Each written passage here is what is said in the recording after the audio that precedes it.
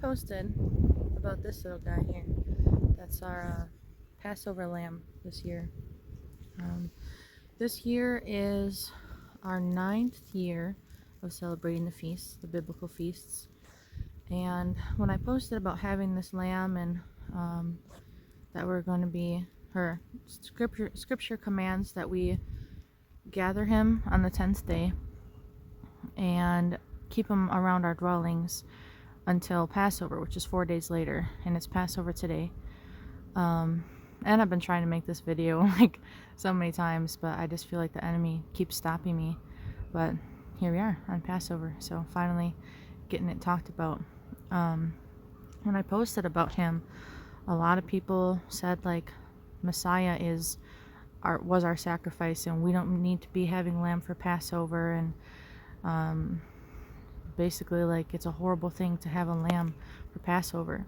But what people don't understand is that this lamb, he's not an offering. There's a difference between a sacrifice and an offering. He's definitely sacrificing his life. He's going to die. He's not going to be alive anymore after we kill him. That's a sacrifice. But it's not an offering. It's not something that's done in a temple. In biblical times, they had temples, they had high priests, and not anyone could just do the sacrifices or offerings. I shouldn't even say sacrifices because it's not right. But I'm unlearning like the definitions of the words really matter. So we need to be careful with what we're saying, because I definitely agree. Yahushua was our sacrifice. He is. He's the way that we have atonement to the Father. He's our mediator. He's the one that is our salvation through our faith and our works, faith with works. And one of those works is celebrating Passover every year. Messiah himself commanded his disciples in Luke 22 to go and prepare the Passover lamb so that he could eat it with them. And he said, I earnestly desired to eat this Passover with you. And they ate it with joy and sadness. And I also posted another thing, that we're very joyous to be celebrating this feast, and it's a beautiful time.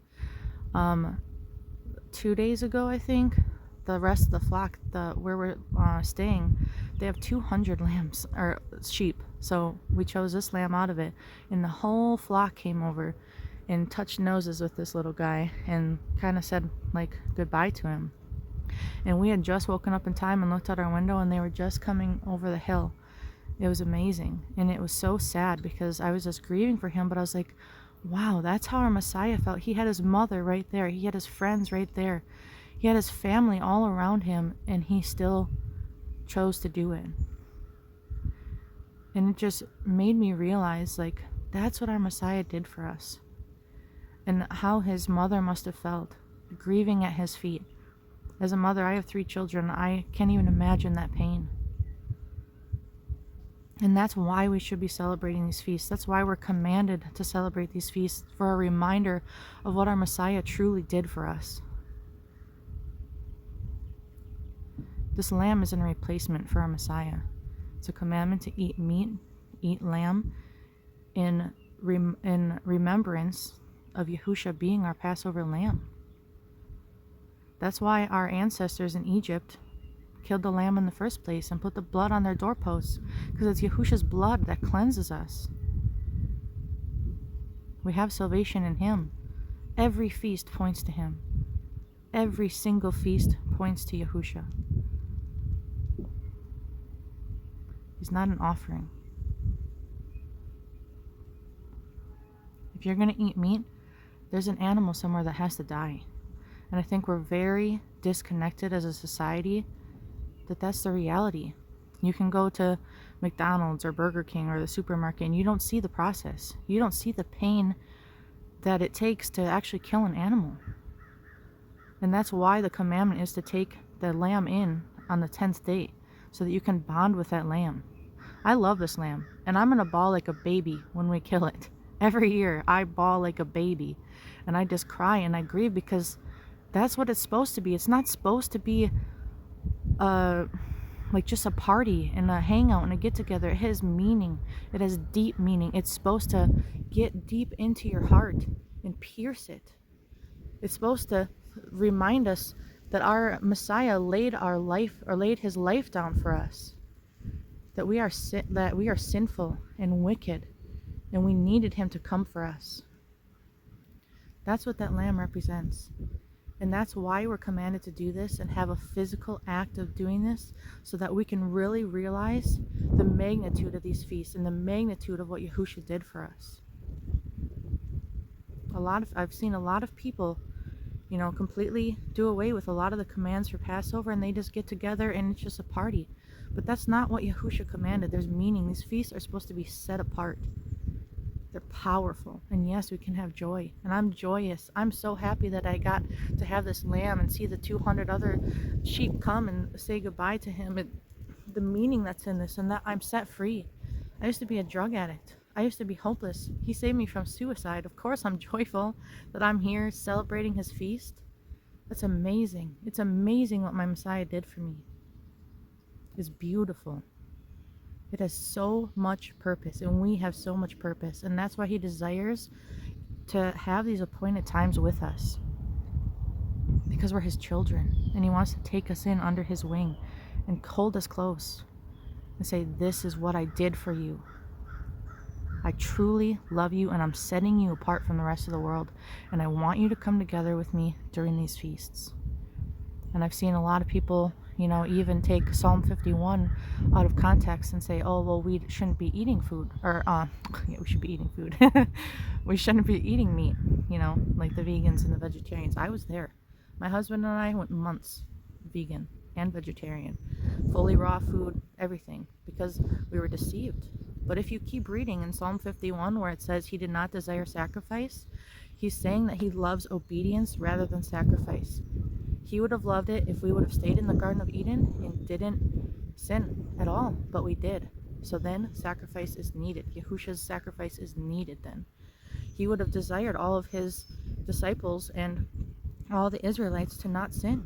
He wants obedience. I don't want to punish my child if they're disobedient, but if they are, they're going to get punished. They need to apologize to me. They need to make atonement for what they do wrong. There needs to be repercussions for disobedience, but he wants obedience. I want my children just to listen to me all the time, but they don't. That's just how it is, But if you keep reading in Psalm 51, he says that he will, when we come back to him with a true repentant heart, he says he doesn't desire sacrifice if we're just using it as a scapegoat. If we're just saying, okay, I'm going to sin, and then I'm going to go to the temple, I'm going to offer all these animals, and then I'm going to go back and do the same thing. He doesn't want that. He wants our heart to be in it. And he says, then I will desire your sacrifice, your atonement offerings, everything that you bring to me.